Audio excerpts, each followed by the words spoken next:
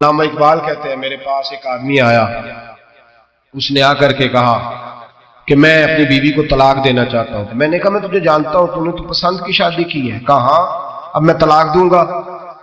کہتے میں نے اس کو کہا کہ بھائی تو سمجھ جا، کوئی بات نہیں، انسانوں کے اندر اختلاف رائے ہو جاتا ہے، تو نہ ایسا کر۔ نہیں جی مجھے دینی ہے۔ کہتے ہیں اس کے گھر والوں نے بھی سمجھایا، حتیٰ کہ بچی نے بھی معافی مانگی کہ مجھ سے بھول گئی تھی، میں غلطی ہو گئی، معاف کر دے۔ اس نے کہا نہیں، اب فیصلہ کر لیا تو کر لیا۔ کہتے ہیں اب میں تو وکیل تھا، میرا پیشہ تھا، جب اس نے مجھے کہا تو میں نے کیس دائر کر دیا، بحث ہوئی، فیصلہ جوان کے حق میں آنے لگا، طلاق کا وقت قریب آ گیا۔ جس دن فیصلہ ہونا تھا اس دن رات کو میرے پاس آیا، کہنے لگا سویرے کیس واپس لے لیں، میں نے نہیں طلاق دینی۔ میں نے کہا کیا ہوا؟ کہنے لگے اقبال یار عجیب بات ہوئی ہے، مسلمانوں کے رسول کی ایک حدیث پڑھ لی ہے، نبی پاک علیہ السلام کا ایک فرمان پڑھ لیا ہے۔ کہا وہ کیا؟ کہا حضور نے فرمایا اگر تمہیں اپنی بیوی کی بہت ساری عادتیں ناپسند ہو، ادھر دیکھو جو پسند ہے۔ تو وہ کہنے لگا یہ حدیث پڑھ کے میں نے غور کیا ہے، یورپ کے اس گندے معاشرے میں رہتی ہوئی میری بیوی اس برے معاشرے میں رہتی ہوئی بد خلق ہے، بد اخلاق ہے، کام کاج نہیں کرتی، ساری چیزیں ہیں، لیکن جہاں اجازت ہے 18 سال کے بعد عورت اپنی مرضی سے جس کو مرضی لڑکے کو دوست بنا سکتی ہے، لیکن اس کا سوائے میرے کسی اور کے ساتھ کوئی تعلق نہیں۔ تو اس گندے معاشرے میں جو اس کی عادت کتنی پاکیزہ ہے کہ سوائے میرے کسی اور طرف نہیں دیکھتی، حضور کی اس حدیث نے مجھے اس کی اس اچھی عادت پر مائل کر دیا ہے۔ اقبال کہنے لگے اچھا اب میرے نبی نے تجھے مائل کیا ہے تو میں نہیں سویرے تیرا کیس واپس لوں گا۔ تو کیوں نہیں لے گا؟ کہنے لگے پہلے کلمہ پڑھ میرے رسول کا، مسلمان ہو جا، پہلے کلمہ پڑھ نبی پاک کا جنہوں نے تیرا گھر ٹوٹنے سے بچایا ہے۔ تو میرے بھائی مرد حوصلہ کرے، دلیری کرے۔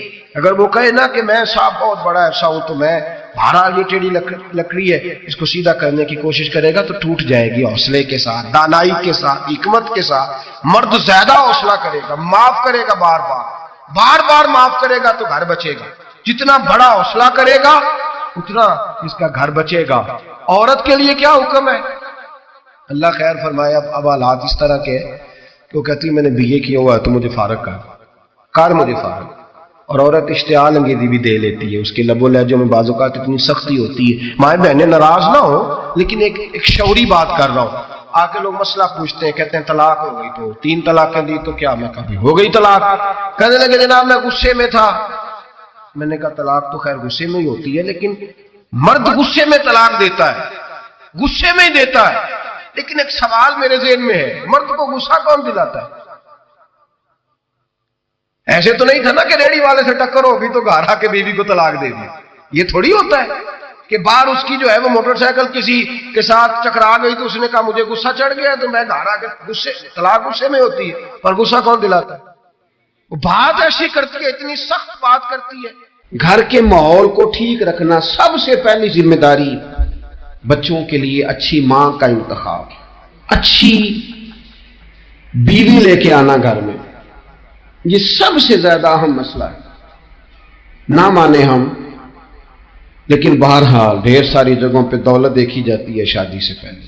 ماں باپ نے بڑی زیادتی کی، بڑا ظلم کیا، ناراض نہ ہونا، بڑا ظلم کیا۔ پیسے دیکھے بچی اور بچے کا نکاح کر دیا۔ یہ اتنا بڑا زندگی میں آپ نے اپنی اولاد کے ساتھ ظلم کیا ہے کہ آپ تو سائیڈ پہ ہو جائیں گے، لیکن وہ بیچارہ ساری زندگی اس کو بھگتے گا۔ نبی پاک صلی اللہ تعالی علیہ وسلم نے الفاظ کو کھول کر، بات کو واضح کر کے بتایا تھا۔ ایک تو ہوتا ہے نا کہ آپ کو کسی تشریح میں جانا پڑے، حضور نے بالکل کھول کے فرمایا کہ عورتوں سے محض ان کی خوبصورتی کی وجہ سے شادی نہ کرنا، اس لیے کہ خوبصورتی ان کو ہلاکت میں ڈال دے گی، اور فرمایا محض ان کے مال کی وجہ سے شادی نہ کرنا، مال ان کو سرکش بنا دے گا۔ یا رسول اللہ صلی اللہ تعالی علیہ وسلم پھر کیا کرے؟ تو محبوب فرمانے لگے ان کی دینداری کی وجہ سے ان سے شادی کرنا۔ اور یہ ابن ماجہ میں لفظ موجود ہیں، اللہ کے محبوب علیہ الصلوۃ والسلام فرمانے لگے کان میں سوراخ والی کالے رنگ کی باندی اگر دیندار ہو تو تمہارے لیے بڑی بہتر ہے۔ باندی ہو، رنگ سیاہ ہو، کان میں سوراخ، اس سے نکاح کر لینا، شرط یہ ہے کہ دیندار ہو۔ بہت اثرات ہیں ماں کے، لہذا اس انتخاب کے اندر باریکی کا مزاج پیدا کریں اگر اپنے گھر کا ماحول ٹھیک رکھنا چاہتے ہیں، اور اگر ماحول ٹھیک نہیں ہے تو پھر آپ کروڑوں روپیہ لے آئیں، جس کے بچے ہی ناکام ہو گئے اس کے پیسے کیا کریں؟ آپ بہت بڑا گھر بنا لیں لیکن اگر بچے ہی ناکام ہو گئے تو آپ کی بڑی حویلی کیا کارنامہ سر انجام دے۔ اور اسی طرح کا معاملہ مرد کے ساتھ بھی ہے۔ نبی پاک علیہ الصلوۃ والسلام نے فرمایا جب تمہیں ایسے لوگ پیغام نکاح دیں جن کا دین اور اخلاق اچھا ہو تو پھر اپنی عورتوں کا نکاح ان سے کر دو۔ اگر ایسا نہیں کرو گے تو زمین میں فتنہ برپا ہوگا، فساد ہوگا۔ نیک مرد جب ملے تو پھر اس کے ساتھ نکاح کرو۔ صحیح بتانا، خالی نیک دے کے رشتہ دے دیا جاتا ہے؟ نیک ہے، دیندار ہے، اچھے اخلاق والا ہے، خالی تقوی دے کے لوگ رشتہ دیتے؟ بڑا کچھ دیکھا جاتا ہے، بڑا پس منظر دیا تو تنخواہ تھوڑی ہو تو کہتے ہیں کماتا ہی کچھ نہیں۔ اگر تو بہو آئے تو پھر تو اس کے نصیب کا رزق ہے، اگر بیٹی نے جانا ہو تو پھر اس کے نصیب کا رزق نہیں ہوتا۔ ایک ہمارے بزرگ ہے شاہ صاحب، تو میرے پاس اپنے ایک عقیدت مند کا کیس لے کر کے آ گئے، مجھے آ کہنے لگے ان کی بات سنیں۔ میں نے کہا یار تھے 6 بچے، اور آپ یقین کریں میری آنکھوں میں آنسو ان بچوں کو دیکھ، اتنے خوبصورت بچے۔ تو میں نے کہا کہ کیوں تو نے طلاق دی؟ کہنے لگا اس نے کوئی 1 دفعہ نہیں 100 دفعہ مانگی ہے، اور کل تو اس نے جملہ اس طرح کا، جب طلاق ہوئی تو اس دن اس نے جملہ اتنا سے، اس نے مجھے کہا اگر باپ کا ہے تو دے طلاق۔ اب لوگ بھی 100 کھڑے تھے تو میری غیرت کا مسئلہ بن گیا، تو اشتعال کون دلاتا؟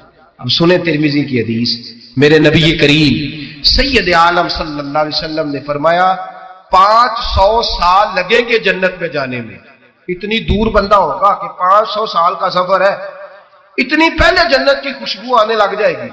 ترمذی میں میرے نبی پاک نے فرمایا جس بی بی نے زندگی میں 1 مرتبہ بھی اپنے خاوند سے بغیر شرعی وجہ ہے کہ بد مذہب ہو گیا، بد عقیدہ ہو گیا، اس کے مزاج میں کردار میں گندگی آ گئی، بغیر وجہ شرعی کے اگر کسی عورت نے زندگی میں 1 مرتبہ بھی اپنے خاوند سے طلاق کا مطالبہ کیا تو اللہ اس بی بی کو جنت کی خوشبو بھی نہیں دے گا، 1 مرتبہ بھی۔ اور جو روز کہے دن میں 6 مرتبہ کار فارغ 6 معنی دار، یہ حدیث رٹائیں اور انہیں سمجھائیں کہ گھر ٹوٹ جائے گا جس دن اس نے دے دی۔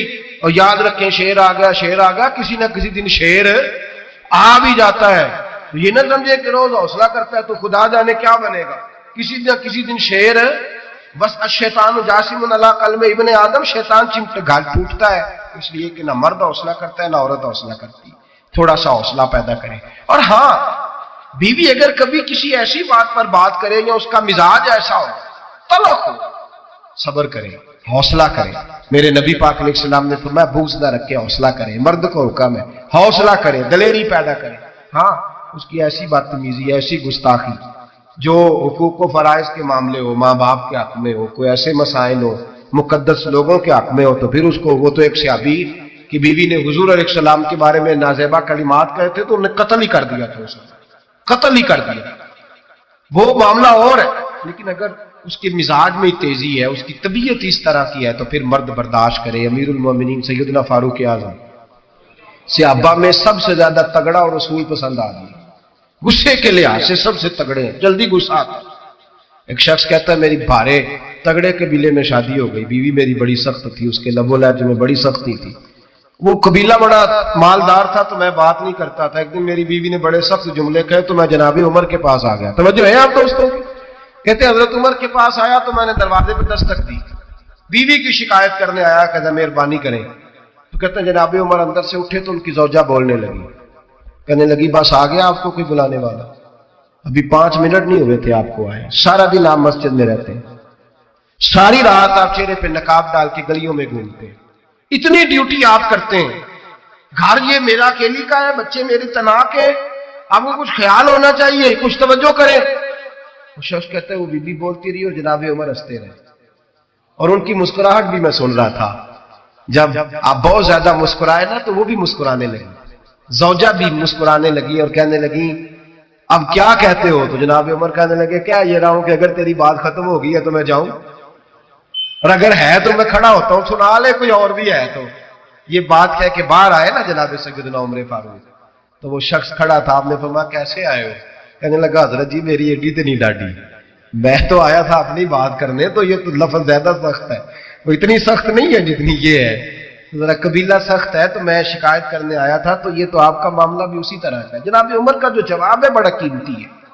آپ نے فرمایا میری بیوی میری ہر طرح کی خدمت کرتی، لفظوں کا حسن دیکھیے، ایسے نہیں کہ بیوی کوئی کام بھی نہ کرے اور مفت کی چڑھائی کرے، وہ بھی درست نہیں ہے۔ فرمایا میری بیوی میری ہر طرح کی خدمت کرتی ہے، میں گھر نہیں ہوتا تو میرے بستر کو پاک رکھتی ہے، کسی کی ضرورت نہیں میرے بستر کو دیکھ بھی جائے، میرے بچوں کو جب میں بستر پہ بلاتا ہوں آتی ہے، میرے بچوں کا خیال رکھتی ہے، میں باہر ہی رہتا ہوں گھر کے، لیکن گھر کی ذمہ داریاں ساری اس نے اپنے کندھوں پہ لے لی ہیں۔ فرمایا میرے مزاج میں جلال ہے، میں روز اونچا بولتا ہوں تو سنتی ہے، میری بیوی ہے نا، میں اس کا لباس ہوں وہ میرا لباس ہے، کبھی کبھی وہ اونچا بولتی ہے تو میں بھی سن لیتا ہوں، بیوی جو میری ہے میری بیوی ہے نا۔ ایک جملہ میرے اعلیٰ حضرت کا ہے اور اعلیٰ جملہ ہے، اگر آپ کی سمجھ میں آ گیا تو ٹھیک، ورنہ وضاحت ہو نہیں سکتی، جگہ ایسی ہے کہ وضاحت نہیں ہو سکتی۔ اعلیٰ حضرت فرماتے ہیں جب میاں بیوی ہوتے ہیں، اس رشتے میں کوئی ان کے پاس وہ کسی کے سامنے نہیں ہوتے، عجیب معاملہ ہے کہ جب جھگڑا کرتے ہیں تو ساری دنیا کو بتاتے ہیں، لڑائی کرتے ہیں تو ساری دنیا کو شامل کر لیتے ہیں، جب تو میاں بیوی تھا تو کوئی شامل نہیں تھا۔ فرمایا تو اس کا لباس ہے وہ تیرا لباس ہے، تو اپنے جھگڑے میں بھی اب کسی کو شامل ہے، بہت مجبوری باندھے تو قرآن نے حکم دیا ہے کہ دو ادھر سے لوگ بلاؤ، دو ادھر سے حکم بلاؤ، وہ بہت مجبوری، لیکن ہر بات ہی شیئر کرنا۔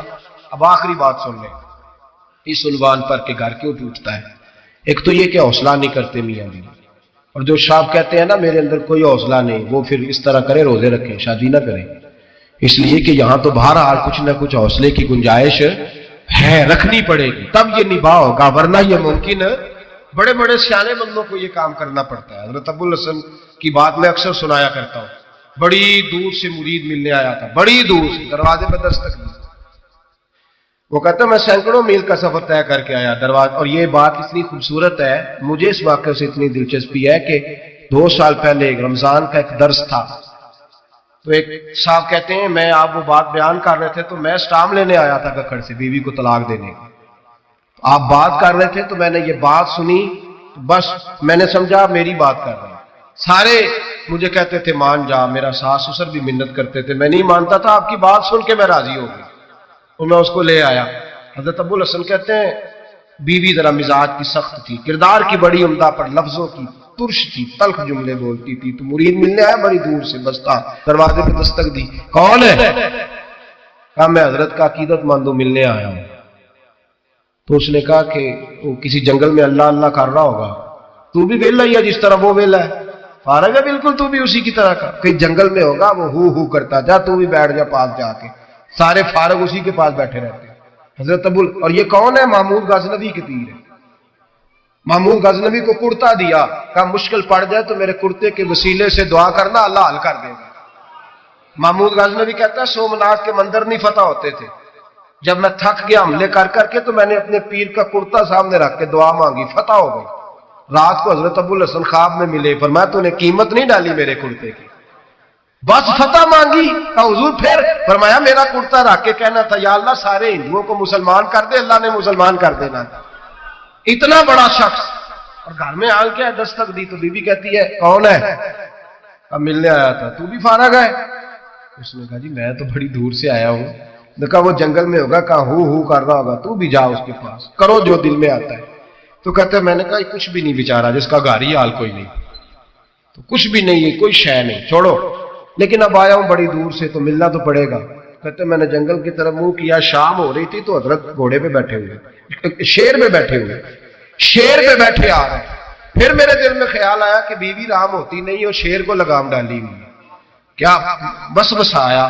تو فرماتے ہیں نیچے اترے تو فرمانے لگے کہ ساری عادتیں اچھی ہیں، زبان کی نہیں اچھی، ساری عادتیں، میں نے بتایا نہیں، خود بولے ساری عادتیں اچھی ہیں، زبان کی نہیں اچھی، مجھے پتا ہے میں نے نکال دی تو کوئی رکھے گا بھی نہیں، کسی کے ساتھ گزارا نہیں کر سکتی، میرا تو ہو رہا کوئی نہیں رکھے گا۔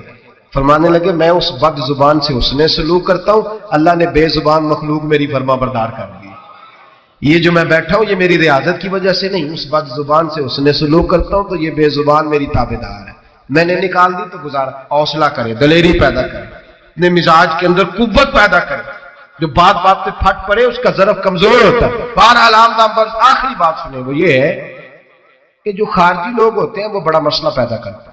لڑکی کے ماں باپ اور لڑکے کے ماں باپ.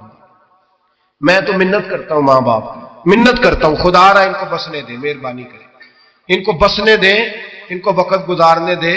وہ ناراض ہو گئے, میاں صاحب نے کوئی برا بھلا کہا, تو اب انسان کا مزاج ہے, وہ جب دکھی ہوتا ہے تو کسی کو دکھ سناتا ہے.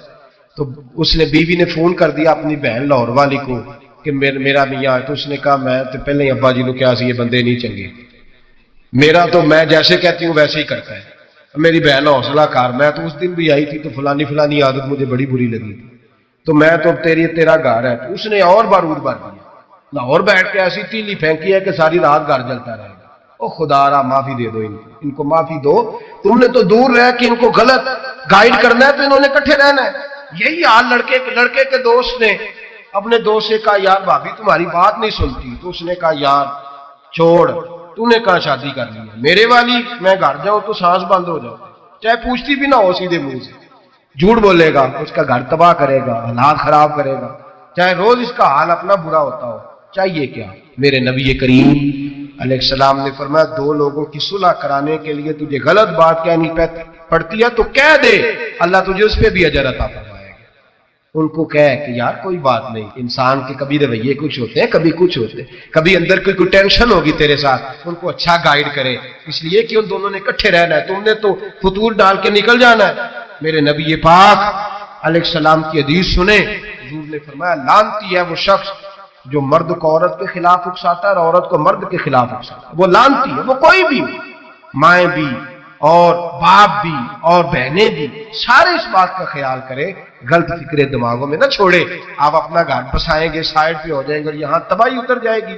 مہربانی کرے, گھر ٹوٹتا تب ہے جب باہر والے فساد برپا کرتے ہیں. میں ایک جملہ اکثر کہا کرتا ہوں, میاں بیوی کا اپنا جھگڑا نہیں ہوتا, جب بھی ہوتا ہے کسی تیسرے کی وجہ سے ہوتا ہے. اور جب گھر ٹوٹ جاتا ہے تو مصیبت اس کے لیے ہوتی ہے, خامند کے لیے یا بیوی کے لیے. اور یہ جو گھر ٹوٹتے ہیں تو سب سے زیادہ شکار وہ نونہال ہوتے ہیں جن کو باپ کی بھی ضرورت ہوتی ہے, ماں کی بھی ضرورت ہوتی ہے. وہ خامند بھی نئی بیوی لے آیا, ماں نے بھی نیا بیاہ رچا لیا, لیکن بچے ترستے روتے ہیں کہ خدایا یہ کبھی کٹھے ہوتے, گھر ٹوٹ گیا, خاندان بکھر گئے, رشتے برباد ہو گئے. اور پھر اس کا نقصان کل کو اس بچی کی جب شادی ہوتی ہے تو اس کے بھی گھر والے پوچھتے ہیں ان کی طلاق کیوں ہوئی, کیوں ان کے ماں باپ آپس میں علیحدہ ہوئے.